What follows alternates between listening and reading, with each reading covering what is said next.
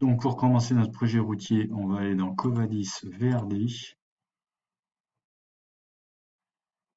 projet linéaire par profil type, afficher la barre d'outils. La première chose qu'on va faire, c'est créer un nouveau projet qui s'affiche ici. Et très important ici, on va le relier au MNT qu'on a déjà sur notre terrain. Sauf que là, je crois que le MNT n'a pas été fait. Donc on va faire le MNT tout de suite. MNT, alors d'abord, la première chose avant de faire un MNT, c'est de s'assurer que les points topo soient en 3D. Donc là, on va mettre les points en 3D, OK. Je vais aller dans MNT objet, créer avec un assistant. Ici, c'est très simple, on va tout le temps faire suivant. Donc un filtrage. Voilà, donc il a repéré 140 points sur lesquels les points qu'il va relier. Ah, voilà. Donc tout ça, ça nous fait une grande toile d'araignée, on n'y voit plus rien. Ce qu'il faut absolument, c'est geler ce MNT, comme ceci. Donc maintenant, on peut réellement commencer le travail de route. Donc avec cet onglet, afficher la barre d'outils. Et on va commencer notre projet. Nouveau projet. Et très important, on va le relier au MNT que l'on vient de créer. Alors là, j'espère que je suis sur le bon.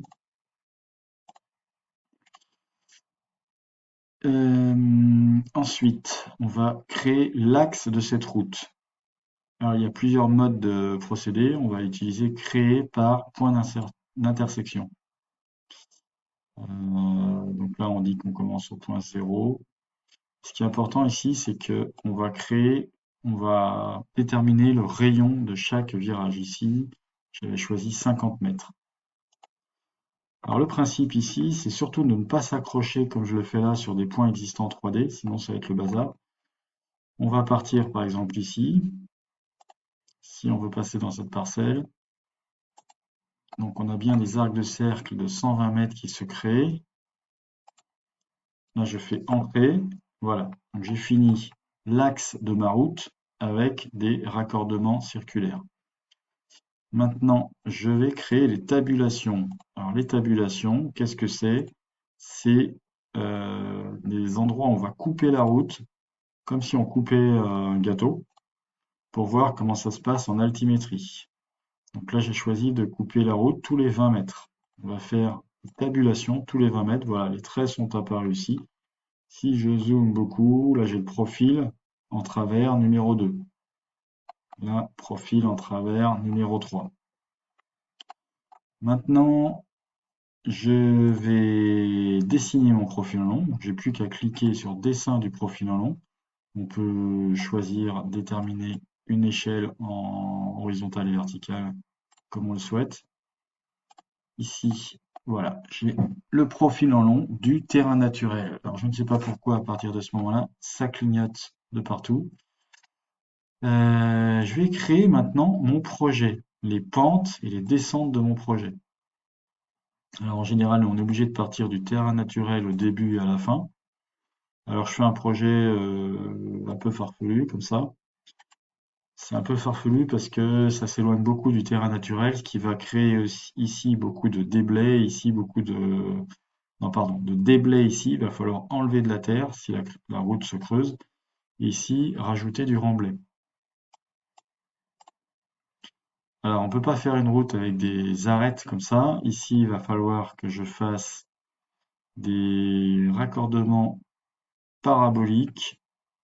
Alors, il y a plusieurs manières de faire. On va choisir cette option. Donc, on choisit juste la pente et la côte. Et ici, je peux créer le raccordement que je souhaite. Pareil ici, pour avoir une altimétrie fluide. Maintenant, je vais aller dans la partie la plus compliquée qui est le profil type. Qu'est-ce que c'est que le profil? Ben, c'est tous les ça commence mal, c'est tous les profils en travers.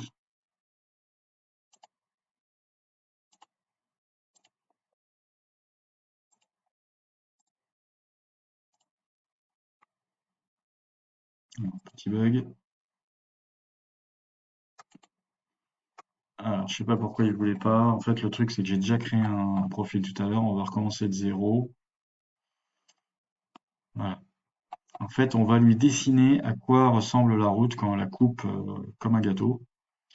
Alors pour ça, on va faire simple. On va aller sur l'assistant qui va un petit peu faire le travail à notre place. Alors comment ça se passe avec l'assistant? Il a déjà réfléchi à une possibilité de route.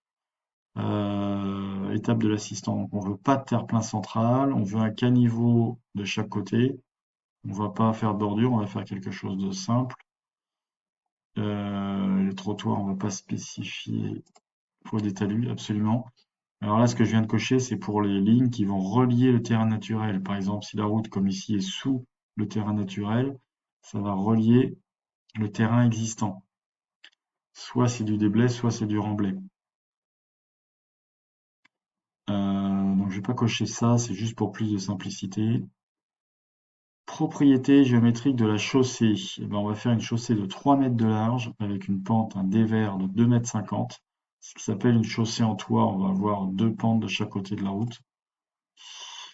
Et là, alors j'avais déjà rempli tout à l'heure le nom des matériaux.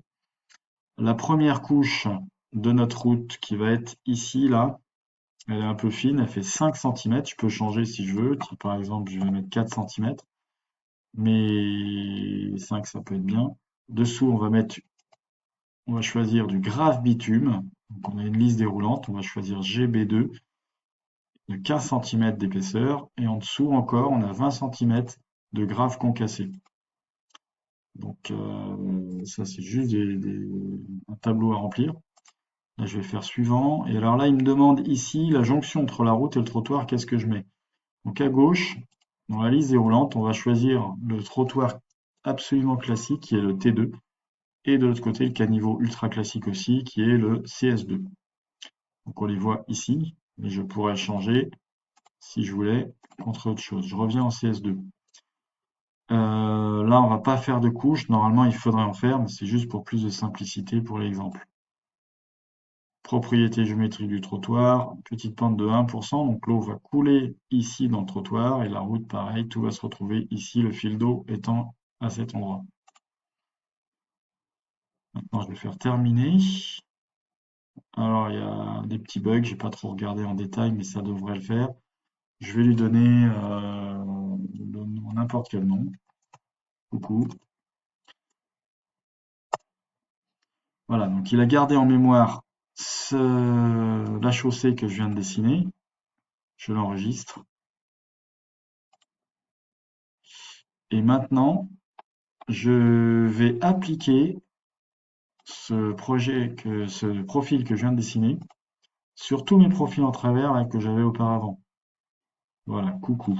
Alors là, il doit y avoir une fonction, mais je suis un peu obligé de les faire un par un. Il doit y avoir plus simple, j'ai pas réussi tout à l'heure. Voilà, ça ne marche pas. Bon. J'en fais quelques-uns comme ça. Validé. Et je crois que j'ai oublié d'affecter. Alors je reviens. Ouais, j'ai pas affecté, mais bon, ça a quand même pris. Maintenant, je vais aller dans calcul automatique. Et dernière étape, je vais faire dessin des profils en travers.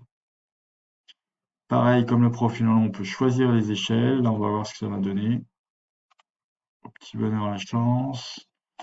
Là, on dessine le cadre dans lequel on veut dessiner les profils en travers. Et voilà. On ne sait pas pourquoi ça saute. J'ai mes profils en travers. Par exemple, on s'aperçoit qu'ici, désolé pour ce scintillement, ici, eh bien, la route, elle est au-dessus du terrain naturel. Donc, il va falloir combler avec du remblai. Il l'indique ici dans la légende. Et on peut aussi s'apercevoir que quand je clique là sur un profil en travers, il y a une croix qui apparaît pour montrer où c'est. Et surtout sur la vue en plan, Et ben voilà, là partout où j'ai affecté des profils en travers, il dessine déjà la route. Ce qui fait qu'on peut aussi voir cela en 3D sur orbite, contrainte par exemple. Et là, en espérant que ça ne saute pas, voilà, on a un petit aperçu qui est un peu brouillon. On a un petit aperçu de notre vue en 3D, de la route en 3D. On peut avoir des aperçus un peu plus propres. Voilà, comme ça on voit un petit peu notre route qu'on a dessinée, qui est carrément en remblai.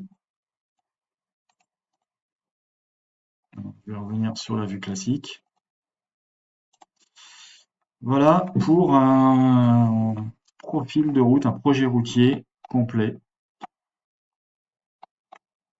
Maintenant, je ferme les outils qui ne me servent plus.